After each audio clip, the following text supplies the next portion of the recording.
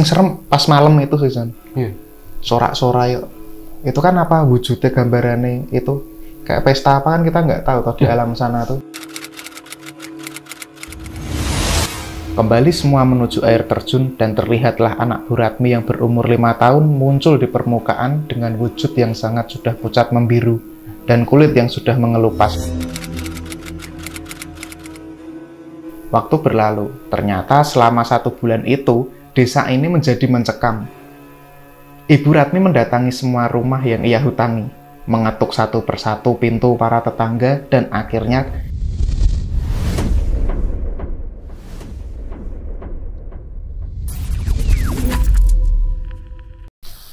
Selamat malam, selamat datang kembali di Lembah Hitam. Dan seperti biasa, di sini kita akan bawain cerita-cerita horor yang nggak lucu dan cerita lucu yang nggak horor-horor banget. Asik. Nah, kemarin kita ini ya, habis cerita ben-benan. Ben-benan ada, KKN ada. Iya, yang KKN tuh ngeri tuh. Mayan tuh ngeri. Tuh, waduh, satu tempat, satu orang, banyak kejadian. Banyak kejadian. Dan berlanjut. Dan mengakibatkan ya tuh. Ada efek. Ada efek di belakang. Personalnya dia. Nah, terus malam ini kita punya cerita apa nih, Bas? Oke, malam ini kita ada cerita kiriman dari Mbak Pip gitu. Oh, Mbak Pip lagi nih. Mbak Pip. Sejauh ini narasumber yang ngirim cerita ini ya masih minta buat disamarkan ya. Betul. Dan ya mungkin ini disclaimer dulu. Mungkin ada yang mikir kalau cerita kita ini bikin-bikinan atau bohong-bohongan, kan? Itu sama sekali nggak ada, coy. Jadi kalau ada yang nggak percaya, iya, kalau ada yang nggak percaya sama cerita kita, ya itu sebenarnya terserah kalian juga sih. Kita nggak maksa kalian buat percaya atau enggak. Cuman cerita yang kita bawain di sini itu emang benar-benar murni sesuai dengan kiriman dari narasumber yang ngasih ceritanya. Iya. Nanti kalau nggak percaya DM saja, DM Randi.bas atau Johnny Rafika. Kami kirimkan screenshotan chatnya. Iya, boleh. Dan valid dan meh ngeyel kok ngopo kira ngapusi kene kira iso ngapusi ya uang ya. Dan justru ini ya, kayak rencana kemarin kita mau buka open trip untuk tur gaib. Gimana tuh? Kelanjutannya gimana? ACC. Siap. Boleh. Berarti yang pengen ikutan tur gaib bisa langsung DM Instagramnya Randi ya. Nggak usah ke Instagram saya. Tapi nanti kumpulnya di rumah Joni. Oke, udah? Oke. Benar. Buat teman-teman yang belum subscribe, jangan lupa untuk subscribe biar channel kita makin berkembang. Terus jangan lupa like, comment, and share. Dan nggak usah lama-lama, kita langsung ke ceritanya.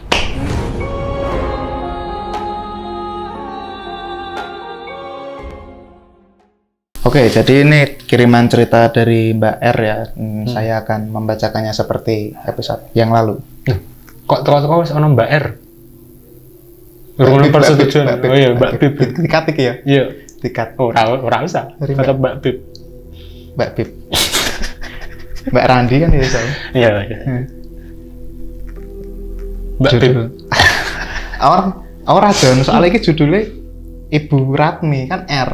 Tak pikir. Aku spontan malah Mbak R nih mau. Oh iya. Gara-gara judulnya Ibu Ratmi. Ya udah lanjut. Oke. Mbak Pip ini, ini ada pesan pembukanya nih. Halo Lembah Hitam. Nanti halo John. Asik, halo. Halo Mbak Pip. Halo Mbak Pip. Sebelumnya terima kasih sudah menemani saya bekerja mengetik di kantor. Ya sebagai obat ngantuk. Hehehe. Oke, langsung saja. Sebut saja namaku Lembayung. Di sini saya akan menceritakan kisah yang dialami oleh bapakku sendiri di kampung halamannya di Lawang, Malang. Singkat cerita, bapak memiliki tetangga desa, seorang janda memiliki 2 orang balita. Nah, satu berumur 5 tahun dan satu masih dalam gendongan berumur 1,5 tahun. Sebut saja Ibu Ratmi. Ibu Ratmi ini hidup hanya bertiga dengan anak-anaknya. Suaminya meninggalkan mereka dengan keadaan ekonomi yang sangat kekurangan. Singkat cerita, siang hari Ibu Ratmi berpamitan kepada tetangga samping rumahnya. Bu, yen ana tamu mrene kon mlebu ae. Aku kate lunga sik karo anak-anakku dolan ning air terjun. Aku wis masak sego. Nek ana tamu sing teko, kata Ibu Ratmi. Jadi, Bu, Kalau ada tamu yang datang, suruh masuk aja. Saya mau pergi sama anak-anak, pergi ke air terjun gitu. Aku sudah masak nasi. Misal kalau ada orang yang datang gitu, kata Bu Ratmi tadi kepada tetangganya. Nah, tetangganya hanya mengiyakan. Lalu Bu Ratmi pergi meninggalkan rumah dengan menggendong anaknya menggunakan lendang jarik. Dan menuntun bergandengan di sisi kanan. Oke. Lalu berjalan kaki meninggalkan desa. Waktu berlalu, hingga petang Ibu Ratmi tidak kunjung kembali. Warga mulai bergerumun dan menanyakan keberadaannya. Asumsi-asumsi mulai bermunculan. Setelah 1 kali 24 jam, akhirnya warga melaporkan ke polisi. Nah, singkat cerita, polisi, beberapa pemuda desa, tetua desa, melakukan susur area air terjun tersebut. Dan ternyata, polisi menemukan tas Ibu Ratmi dan KTP di daerah atas air terjun tersebut. Innalillahi. Semua beranggapan bahwa Bu Ratmi dan kedua anaknya terjun ke bawah air terjun ini. Akhirnya, warga desa menggelar ngaji bersama di rumah Bu Ratmi dan juga di pinggiran air terjun tersebut. Keadaan air terjun pada masa itu tidak seperti sekarang yang sudah terawat, memiliki jalan bagus, dan lain-lainnya. Jadi semua masih tampak asri meskipun menjadi tempat wisata di daerah Lawang. Para warga dan polisi akhirnya setuju untuk memperdayakan warga untuk mendirikan tenda di dekat air terjun. Nah, di sana para pemuda juga ditemani sesepuh, meyakini bahwa Ibu Ratmi dan anaknya masih terjebak di dalam sana. Karena upaya tim SAR sudah diterjunkan, namun tidak bisa ditemukan. Oh, mudeng, Jan. Oh ya, terus lanjut ya. Oh ya, sebelumnya menambahkan bahwa bentuk kolam air terjun itu seperti kendi, yang bagian lehernya kecil, namun besar di bagian dalamnya. Jadi warga meyakini jika itu mungkin Bu Ratmi dan anaknya tersangkut di kedalaman itu. Oke. Pada malam ketiga, ketika semua pemuda berjaga di dekat perapian, dekat tenda, mereka dikagetkan dengan suara ramai sorak-sorai orang berteriak dan tepuk tangan. Seketika, semuanya terperanjat dan menghampiri. Apa kuwi Sam? Dan sebuah selendang jarik keluar dari permukaan, merinding, semua ketakutan. Lalu bapakku yang juga ikut serta di sana mengambil sebilah bambu dan mencoba mengambil selendang tersebut. Lalu mereka kembali berkumpul di perapian dan berdoa bersama. Singkatnya, setelah beberapa waktu di tengah malam, kembali terdapat suara sorak-sorai lagi, tapi tidak dapat ditemukan wujudnya.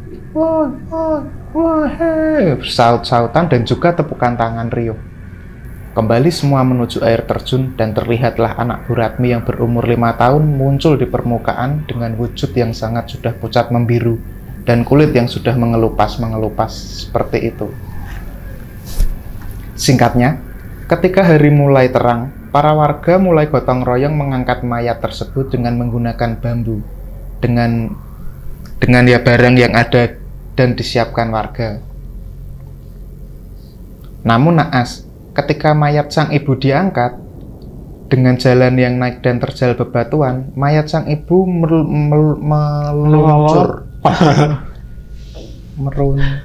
meluncur jatuh. Kulit Ibu Ratmi mengelupas terkena batu-batu jalan. Ya bisa dibayangkan ya gimana mengerikannya. Maksudnya kulit yang sudah terendam air lebih dari 3 hari, terus tersosrok batu jalan terjal ya. Nah, singkatnya setelah dibawa ke rumah dan dikebumikan, di malam hari para pemuda warga dan saudara-saudara almarhum menggelar pengajian yasinan. Bapakku dan beberapa pemuda tidur beramaian di ruang depan rumah Ibu Ratmi. Saat itu hujan mengguyur desa. Ketika semua sudah mulai terlelap, tiba-tiba terdapat ketukan di depan pintu. Tok tok tok, tok tok tok. Assalamualaikum, tok tok tok. Lalu pintu dibuka. Seketika semua yang ada dalam ruangan itu termasuk bapakku melihat ada siluet tidak nampak jelas. Jadi ada siluet tidak nampak jelas, Ibu Ratmi menggandeng anaknya dan juga menggendong si bungsu di sana. Sepurane aku ono salah, sepurane aku ono salah. Mohon maaf jika saya masih ada salah. Mohon maaf jika saya ada salah. Seketika keadaan pecah, tangisan dan ketakutan. Lalu ada saudara dan orang yang di sana menjerit, "Iya mak, tak ampuni sepurane, tak ikhlasno kabeh utangmu. Aja balik meneh, panggonanmu dudu ning kene meneh." "Iya bu, iya tak ampuni. Aku sudah ikhlas dengan semua utangmu. Jangan kembali lagi. Tempatmu bukan di sini lagi." Waktu berlalu. Ternyata selama 1 bulan itu, desa ini menjadi mencekam. Ibu Ratmi mendatangi semua rumah yang ia hutangi, mengetuk satu persatu pintu para tetangga, dan akhirnya desa ini membuat ngaji bersama di musola yang dikhususkan untuk Ibu Ratmi dan keluarga. Dan suasana mencekam ini pun usai. Ngeri ya? Ngeri. Ngeri. Terima kasih sudah dibacakan. Maaf jika panjang dan kurang jelas. Cerita dari Mbak Bib. Ngeri. Berarti itu tadi kejadian tahun berapa tadi? Tahunnya nggak ada, ketika bapaknya Mbak Bib masih remaja berarti kan ya? Berarti kurang lebih ya 70-an. Ya, mungkin. Iya benar, mungkin 70. Soalnya Mbak Bib ini kan seangkatan kita kan? Iya, kakak kelas. Ya ora. Oh enggak? Mbak Bib. Gini Mbak Bib panggil kamu ya Mas. Pak Ding Mbah malah. Mbah. Umur gue berapa? Umur gue berapa? 626. Iya, aku debit zaman Jepang gitu. Oke. Tapi ini tadi ngeri coy. Berarti dia pencarian itu sama tim SAR udah beberapa hari ya? 3 hari berarti kan? Sampai mereka camp di sekitaran situ kan? Dan bayangin aja tahun segitu John. Itu kan berarti lampunya gini kan nggak? Iya, masih redup-redup. Entah itu penerangannya apa juga nggak bisa bayangin aku. Terus ini kan seremnya setelah Ibu Ratmi meninggal, dia banyak datengin orang-orang kampung yang masih, ya kan, dia masih ninggal utang gitu. Jadi malah lebih ke ironinya aku nangkep ceritanya. Benar. Tapi ngeri sih. Maksudnya kita jadi ada banyak pertanyaan ya di situ. Iya. Apa yang mendasari si keluarga ini terjun gitu kan? Dan dia bawa anaknya loh. Bawa anaknya. Ada KTP ketinggalan. Itu tahu setelah 3 hari. Ya sing serem pas malam itu sih Son. Iya. Sorak-sorak yuk. Itu kan apa wujudnya gambarannya itu kayak pesta apa kan kita nggak tahu di alam sana tuh. Emang itu bukan sorak-sorak, itu maksudnya bukan orang yang nyari ya? Bukan, orang yang nyari malah kaget dengar suara rame itu. Terus tiba-tiba ada selendang muncul itu tuh. Tak pikir itu tuh yang nyari mereka berkelompok dan ada kelompok lain yang menemukan lebih dahulu. Akhirnya sorak-sorai. Atau suara gaib. Lah itu. Nah ini bisa dipertanyakan ini. Iya. Boleh Benar. Nah terus ini coy. Gara-gara ini ceritanya ironi ya. Namanya orang bunuh diri, apalagi dia perempuan bawa anak ditinggal suaminya kan. Ini aku jadi inget satu kejadian. Itu kita nggak usah sebutin nama tempatnya ya. Soalnya ini juga ya ironi ya, nggak gimana ya, gitulah. Ada ironinya lah yang jelas. Yang jelas kejadian ini nggak jauh dari tempat tinggal kita. Oke. Nah ini sama, jadi ceritanya tentang seorang perempuan. Dia suaminya kerjanya jauh, jadi di rumah sendiri. Ketika itu ini pokoknya aku di rumah. Ini cerita langsung ini ya, dari saya langsung maksudnya. Nah aku lagi di rumah sama teman, ada teman nginep, dengar berita kabar orang bunuh diri dengan cara gantung diri. Dan yang bikin ngeri, ini perempuan gantung diri sambil gendong anaknya, sambil gendong anak kecil. Dan ternyata setelah diselidiki di dalam perutnya itu juga ada bayi. Jadi dia bunuh diri bawa 2 orang anak. Cuman kita nggak tahu ya alasan dia bunuh diri itu kenapa. Kalau yang tadi kan Mungkin karena finansial. Finansial bisa jadi. Kalau yang ini kita belum tahu kenapa dia bunuh dirinya. Cuman caranya buat bunuh diri itu ya tragis dan ironis. Mana John? Waduh. Nah ini coy. Dari ini mungkin kita belok sedikit dari cerita horor ya. Cuman buat teman-teman. Ini mau diceritain nggak? Kalau enggak ya nggak apa-apa sih. Ini coy. Jauh-jauh dari pikiran bunuh diri. Soalnya kalian pasti nggak hitung satu lah, pasti kalian punya temen. Semisal kalian punya masalah apa-apa, mending kalian cerita ke teman kalian. Ya kan? Jangan bunuh diri, jangan. Atau cerita soalnya di sini. Itu, waduh. Dan kebanyakan mungkin orang-orang yang bunuh diri itu pasti susah buat diselidikin kan. Iya benar. Ini orang kenapa dia bunuh diri? Pasti dia punya masalah dan dipendam sendiri. Pendam sendiri. Itu nah, kita malah larinya ke mental illness nih. Ya. Tapi sekali-sekali nggak apa-apa lah ya. Nggak apa-apa. Maksudnya emang ada kan, maksudnya di kehidupan gitu loh. Iya. Gitulah. Oh, oke. Itu pesan dari cerita kali ini. Itu aja ya. Udah nih. Udah John. Udah. Ada mau apa cerita lagi tambahan nggak? Wah, sementara ini dulu aja. Soalnya ceritanya cukup mengiris hati coy. Iya benar.